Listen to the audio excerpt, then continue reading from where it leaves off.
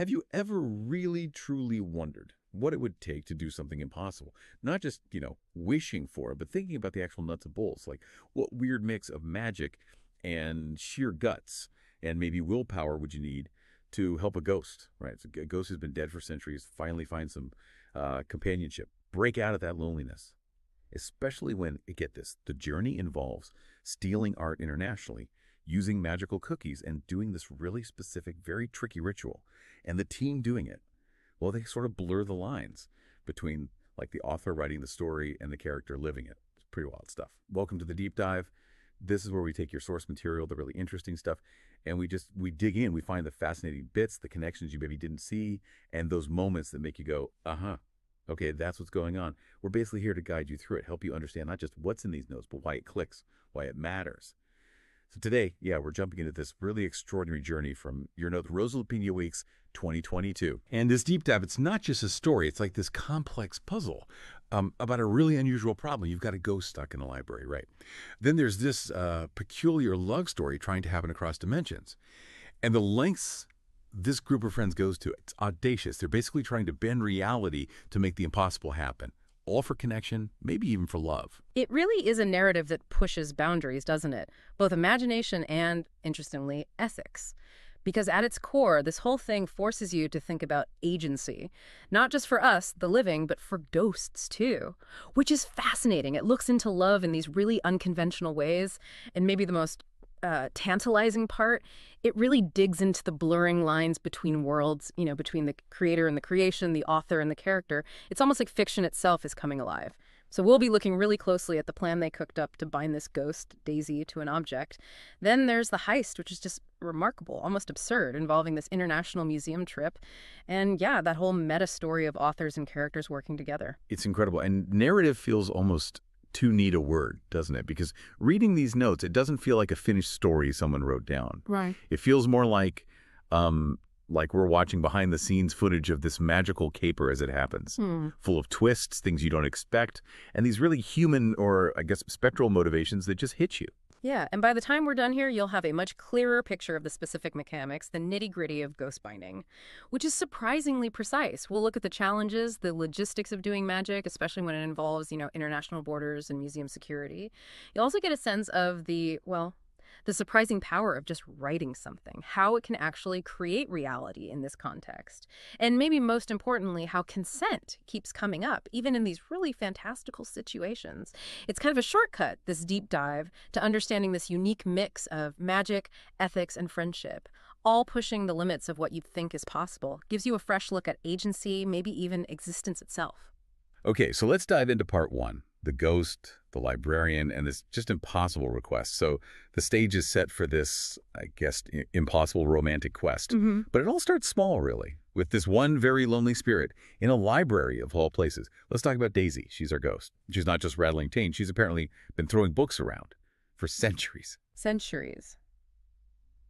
Yeah, the notes say she's been dead for a couple of 100 years. Yeah. That's a long time to be spectral. And the whole time, just trapped. Stuck inside the library walls. Can you even imagine? 200 years, same place, same old books, just static. It's hard to wrap your head around that kind of time.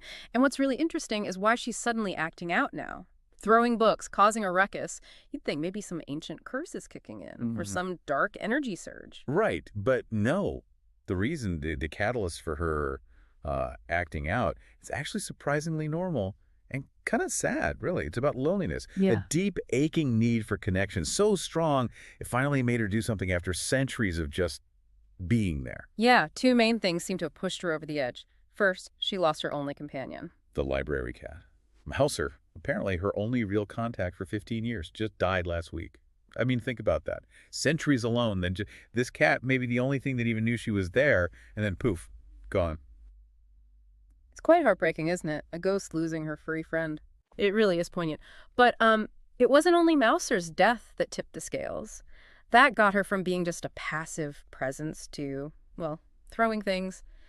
The notes mention another source of, let's call it inspiration. Oh yeah, this part is just unexpected and maybe a little awkward.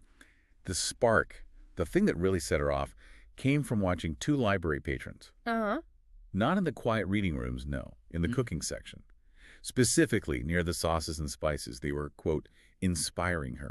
And the source notes are pretty blunt about how they were inspiring her, aren't they? Rose's reaction tells you everything. Oh, totally. Rose's note just says, you, in the library.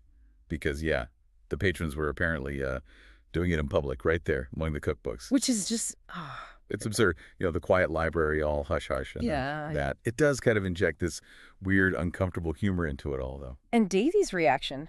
After watching this, apparently for weeks, the notes say she had enough. After centuries of seeing others connect, even in the aromatics aisle, she wanted some kind of contact herself. So the book throwing wasn't like angry ghost stuff. That doesn't seem like it. More like a desperate, hey, I'm here, notice me kind of thing.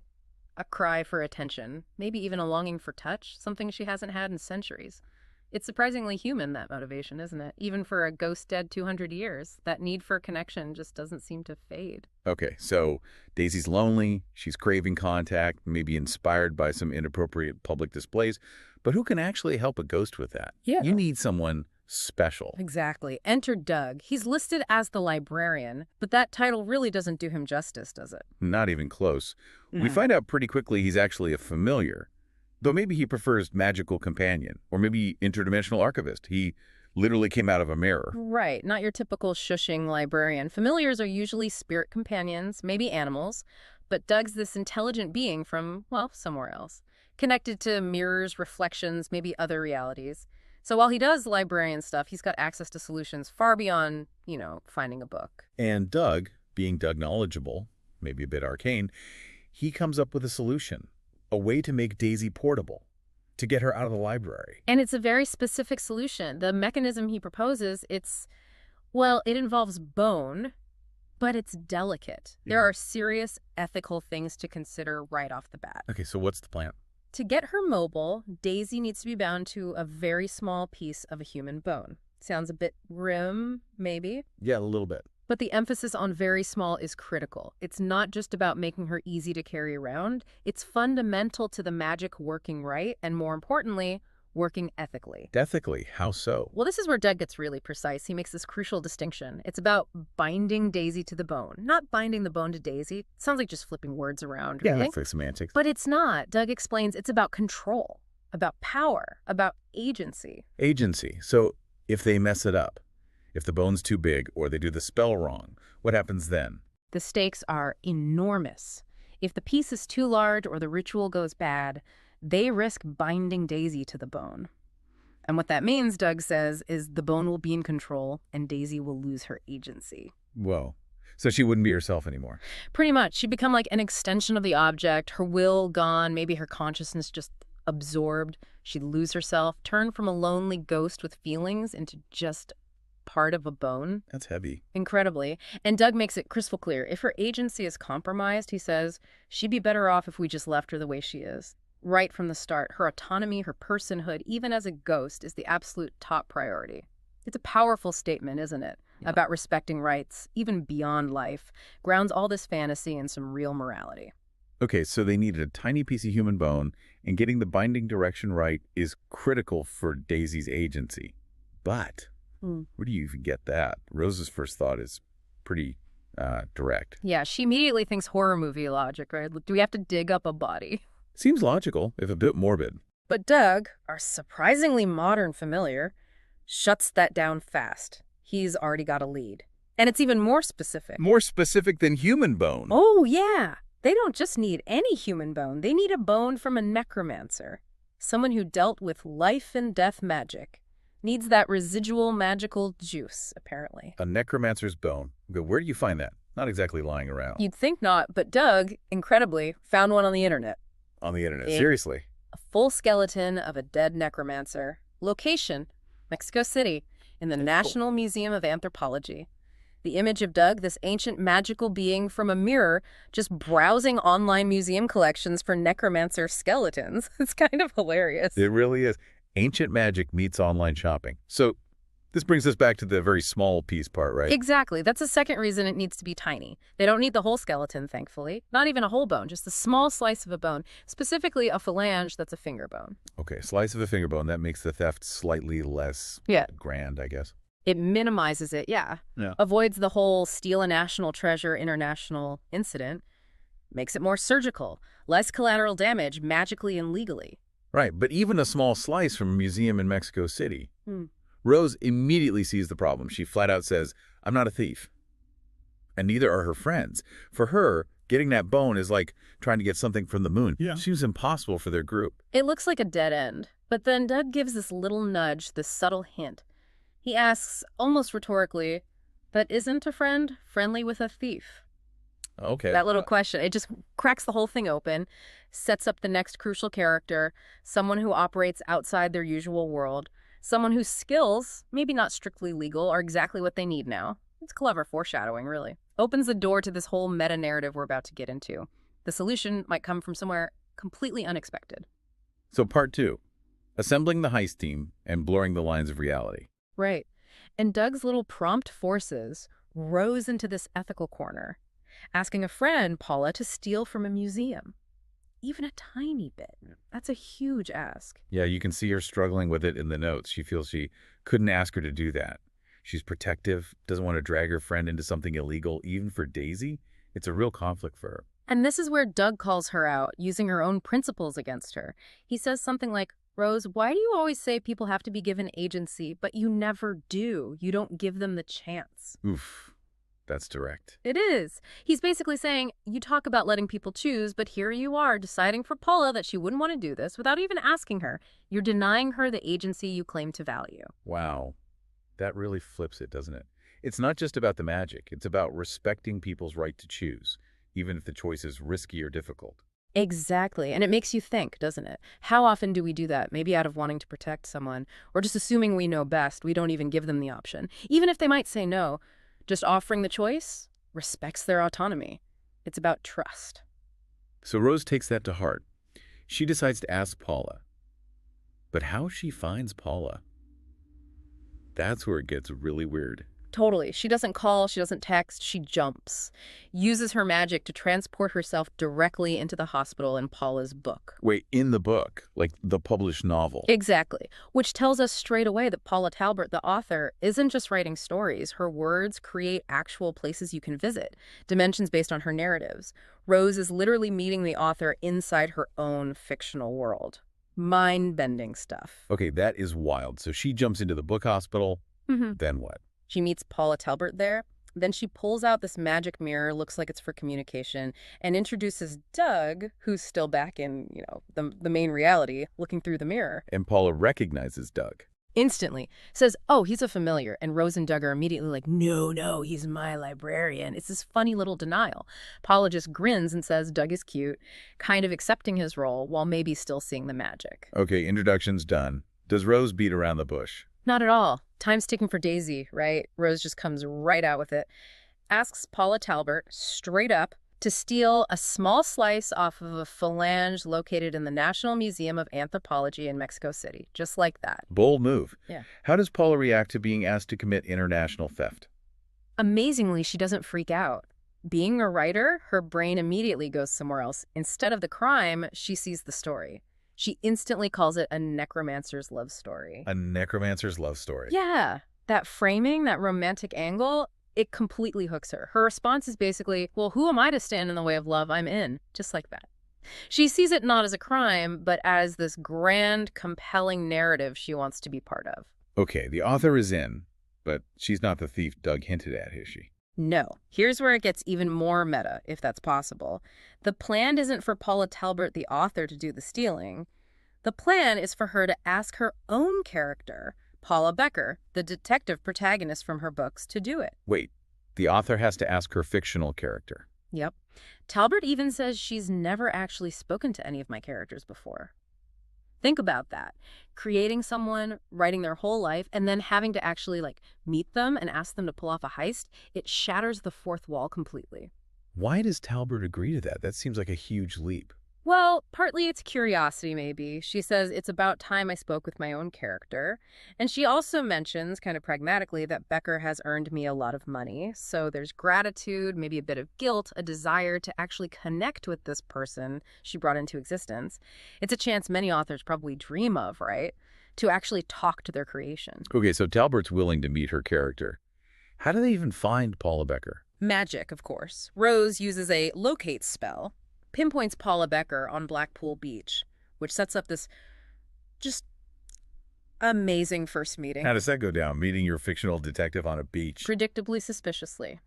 Becker's first words to Rose, this total stranger appearing out of nowhere, are apparently, "Did Trump send you to kill me?" Seriously. Seriously. Tells you a lot about Becker's world and her mindset, right? She's clearly used to trouble. Rose manages to calm her down, reassures her, offers to buy her a drink. Classic de-escalation. Okay, drinks are offered. Then comes the big reveal. Then comes the bombshell. Rose just lays it out there. The alarming bit. Paula Talbert is your author. She's been writing your story the whole time. Imagine hearing that. Your whole life, your thoughts, your struggles, all penned by someone else. It's an existential gut punch. How does Becker even process that? Well, Rose tries to soften it. She clarifies Becker still have agency, that Talbert isn't forcing her, just sort of observing and writing it down, like good authors don't puppet their characters. But Becker's first reaction is pure disbelief. Thinks it's a trick, asks if some guy named McCracken put Rose up to it. It's just too much to swallow at first. So how does Rose prove it? This is an unbelievable claim. She needs undeniable proof. First, she uses her jumping ability again. But this time she takes Becker with her into another fictional world, Juliet's world. And Juliet, whoever she is, immediately recognizes Paula Becker like a celebrity, freaks out, fangirls over her, shows Becker her existence isn't confined to just her story.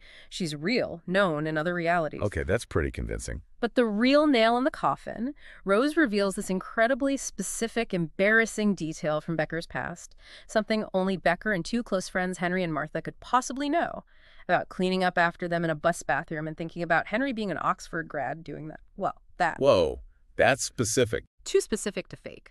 Rose couldn't know that unless she had access to, like, the source code of Becker's life. Becker has to accept it's real. They even do this number guessing game thing that goes from, like, 1 in 10 odds to 1 in a million, just to hammer it home. So Becker's convinced. But how does she feel, knowing she's a character? She's reeling. Her first reaction is just this heartbroken, but I'm a person. It's a huge identity crisis. But the proof is there. So Rabbit does something really sensitive. She steps back, sets up a private chat between the two, Paula's author and character, on Juliet's porch, gives them space to process this massive revelation together. Let Becker grapple with her new reality and maybe start building a relationship with her creator. That seems important. Give them space. Yeah. And even in this heavy moment, Juliet apparently pipes up about Rose having bad ideas about bad boys in the past. Just a little reminder that even our reality-bending protagonist has her flaws, keeps it grounded. Okay, so after Paula and Paula have their chat, Becker agrees to the heist. Looks like it. Rose formally hires her, but she makes it really clear again, I would never force you or anyone. Becker has to be a willing participant. Agency again. And what does Becker say? She asks Rose what she's going to do with the bone, and Rose's answer, simple, powerful. Start a love story. Gets right back to the heart of it all. And Doug, does he get introduced properly? He does. Rose introduces him formally to Becker. Not just Doug, but Douglas Doug Xanadotus of Ephesus. Adds this touch of ancient weight, doesn't it?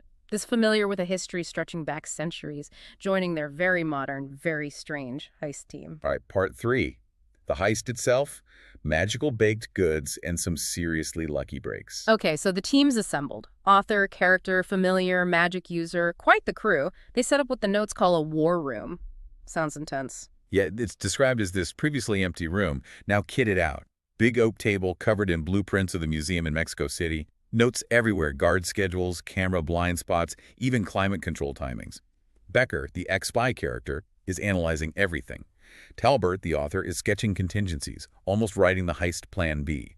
Doug's looking at magical stuff, Leah lines, escape routes, Lou's there as the muscle, the backup. And Rose. Rose admits she knows nothing about any of this stuff. Smart move, actually. She knows her limits and brings in the experts.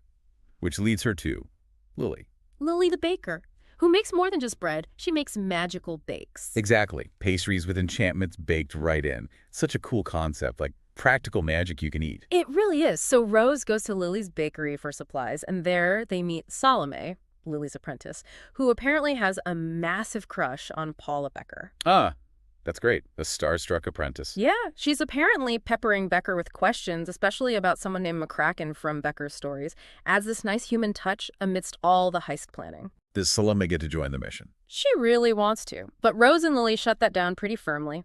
Tell her it's a stealth mission. Needs specific skills. She's disappointed, but understands. So what magical goodies does Lily provide? Specific items, cookies, tarts, each with a purpose and a duration, like enchanted tools. And then Rose gives Becker something else, too, this Bibliomancer Jr. status, using a wand she got somewhere. Bibliomancer Jr. What does that actually do? Sounds fancy. It's tied to book magic, narrative magic. A Bibliomancer can manipulate reality through stories, so Jr. implies Becker gets a piece of that. Specifically, it lets her just jump if she gets caught. Jump where? Like literally jump out of the situation, maybe into another story, another reality. It's an instant escape hatch, and it provides the airtight alibi. How does the alibi work? The plan is, after the heist, they all jump back to London instantly. Becker reports a fake mugging. Presto. Proof she was in London just minutes after the theft supposedly happened in Mexico. You can't be in two places at once, right? It's genius. Using magic to beat forensics and timelines? Okay, the plan sounds solid, if incredibly strange. How does the actual heist go down? They execute it that night. Roles are set. Rose and Talbot are transport, Lewis is backup, Becker does the solo infiltration. They jump to Mexico City just after 10 p.m. Rose and Lou wait a block away, ready for extraction. Becker goes in, planning to grab the bone slice and jump right back out to the street. Quick in, quick out. First problem. Armed guards outside the museum doors. Expected, but still a hurdle. Does Becker sneak past? Fight them. Neither. She uses Lily's magic, walks right up to them, chats, then gives them love cookies. Love cookies. What do? Make the guards fall in love with her? Apparently not. Within a minute, the two guards are fist-fighting each other. No way. Yes way. It's completely absurd, totally effective.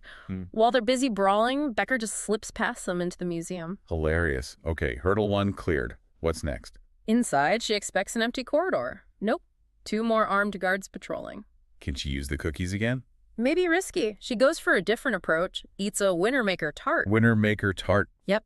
Gives her +3 to her luck. They don't know exactly what that means, but they know it's good. And suddenly, she can follow the guards noiselessly right to the room with the skeleton, totally undetected, like fate is smoothing her path. Okay, lucky streak.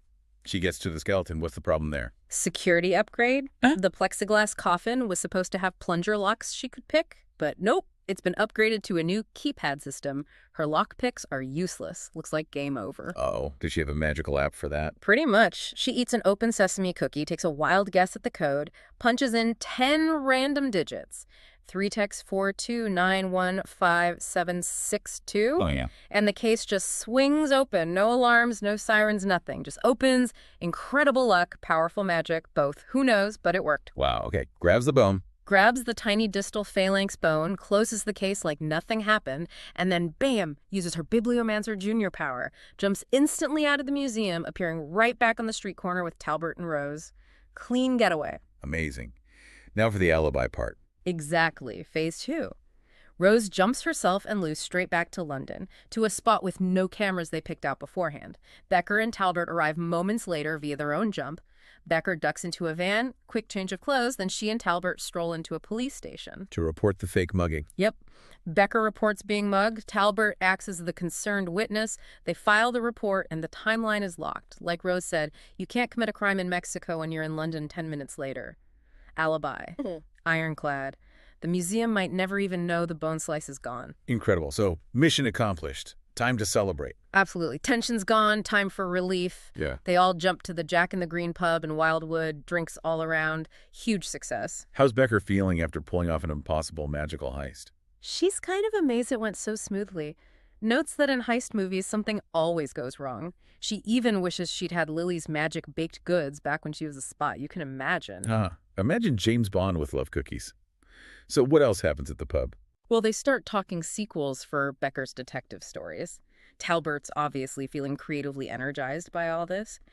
And they invite Becker to a housewarming party / book club next week. Hoping Daisy and Doug can come too, once Daisy's, bringing her into the fold. That's nice, integrating the character into their lives. And Talbot has this moment with Rose. Thanks her, says the heist gave her the push she needed, the chance she was maybe scared to take to actually meet Paula Becker. It deepened her connection to her own work. That's really profound, actually. Rose just brings it back home, reminds them why they did all this crazy stuff. Whoever thought that a ghost would want to fall in love? Back to Daisy's simple, powerful wish. Okay, final part. Part 4. The binding ritual. Precision, consequences. The moment of truth. Right. They have the bone. The heist was a success. Now for the trickiest bit, the actual magic. Rose, being careful, doesn't rush it. What does she do? She takes Doug, the bone slice, and the spell Doug wrote, and goes to see Sparky at Enigmatic Parchments. Wants an expert opinion before they get Daisy's hopes up too high. Very responsible. Smart move. What does Sparky say? Is the spell any good? Sparky looks it all over, says it's good, solid research, praises the heist work too, which is high praise from Sparky. And the spell itself, Sparky says it might work, then clarifies, crucially, no, it will not explode. Well, that's reassuring. No explosion is good. Definitely a plus in magic. But then Sparky gets into the details. Asks Rose to recite the incantation again. The S disrupt part. Exactly. S, disrupt, S, fuse. Repeated 3 times with tiny changes. Sparky listens really closely. Does Rose nail it? Not quite. Sparky's feedback is incredibly specific, like first line, 5th S too long, second line, 1st S too short, third line, 3rd S too long. Tiny timing issues. Wow, does that matter? Such small things. According to Sparky, it may not matter or it may matter completely. She admits she doesn't know for sure, says she knows nothing of necromancy, which is honest, but also highlights the risk. These subtle timing things could ruin everything. What happens if it fails? Besides not working. Sparky warns, magic failure almost always has a consequence. It could destroy the bone and they can't exactly pop back to Mexico for another slice. Or it might just mean they have to try again, but who knows what side effects that might have. Very risky. Any other advice from Sparky? Yeah, practical stuff. Don't try this in a full library. The fewer the people, the better. Minimize interference. Keep the magical environment clean. So Rose realizes she needs perfect timing. Like a musician playing a piece just right. Exactly. It's not just the words, it's the rhythm, the cadence. She asks if Lou could do it, being a powerful magical being. Good idea. Lou might have better magical control. Sparky advises against it. Says Lou is a magical being. That alone might interfere. Suggests Lou's inherent power might actually destabilize this specific delicate spell. Sometimes less raw power is better if you need finesse. Okay, so it's all on Rose and her timing. How does she prepare? She arranges with Eldara, the head librarian, to use the library after hours. Just Rose, Doug, Eldara, and Daisy present. Perfect conditions. Then Rose spends the entire day just practicing the incantation over and over, trying to get that rhythm perfect. Dedication. But before they start, Yeah. the big question. Consent, again. Doug asks Daisy, point blank, does she want Rose to try and trap her in the bone? And Daisy. Her answer is clear. Yes, Rose, please try the spell. No hesitation. It's her choice, her risk to take for a chance at freedom and connection. That emphasis on her agency is consistent right to the end. Okay. Library's quiet. Consent given. Rose takes a deep breath. And she performs the incantation. All that practice paying off. I summon Daisy, I summon Daisy, I summon Daisy. Then the core part hitting those rhythms. Then the core part hitting those rhythms. S, disrupt, S, fuse. 3 times precisely timed. I trapped Daisy. I trapped Daisy. I trapped Daisy. Yeah. The air probably felt thick with magic. And then silence, waiting. That agonizing moment. Did it work? Rose immediately asked Doug, is she bound to the bone? All that effort, the heist, the risk, did it pay off? What does Doug say? He thinks so. Says, yes, we think so. But the real test. The only way to know is to go outside with the bone and see if Daisy can leave. Can she finally cross the library threshold? Daisy, eager, wants Rose to try right away. So Rose walks out, holding Doug, holding the bone. Steps out into the night air, holding her breath probably. And then Doug just shouts, pure joy in his voice. It did, Rose. She's out here with us. She's free after centuries. Finally free, bound to the bone, able to leave the library. An incredible moment. Victory. Relief. But wait, Doug says, but that's not all. There's more. Always more, isn't there? Doug adds that Daisy has got something you've got to hear that she's overheard in the library. Uh-oh. Secrets. Seems like it. Her newfound freedom immediately comes with, well, new information. A new plot hook drops right away. The love story might be starting, but it looks like Daisy's already picked up on some new intrigue inside those library walls. The story continues. Wow, okay.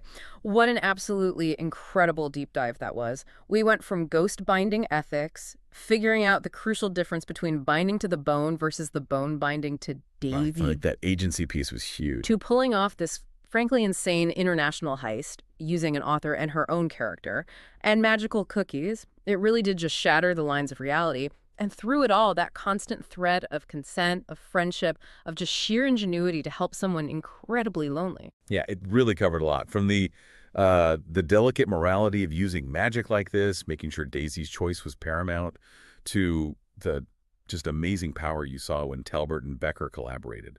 A totally new kind of author-character dynamic. It just shows how creativity and maybe some enchanted baked goods, plus a real commitment to a friend, can solve problems you'd think were impossible, even problems centuries old, and maybe, just maybe, start a love story that literally crosses the veil between life and death. Connection really seems to be the strongest force here.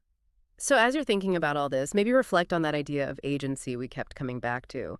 When have you felt like you were truly given the chance to make a big decision for yourself? Or maybe when have you felt like that chance was perhaps subtly taken away? How does that impact things? And what about that Paula Becker moment? Finding out your reality isn't quite what you thought. That maybe there are unseen authors or forces shaping your story? Or even just realizing how much of your narrative is influenced by things outside your control? It's a pretty deep thought to sit with. And here's one last thing to chew on, something that brings us right back to the start. This whole wild adventure, the heist, the magic, the reality bending, it all kicked off because a ghost felt lonely, sparked by seeing other people connecting. Yeah, maybe inappropriately in the cooking section, but connecting nonetheless. What did that tell us about being? That this fundamental need for contact, for connection, is so powerful it resonates even after death, that a centuries-old spirit is driven by the same basic urges we all feel. And maybe the big cliffhanger, now that Daisy's out and about, what did she overhear in that library that's so important? It definitely sounds like a deep dive for another day.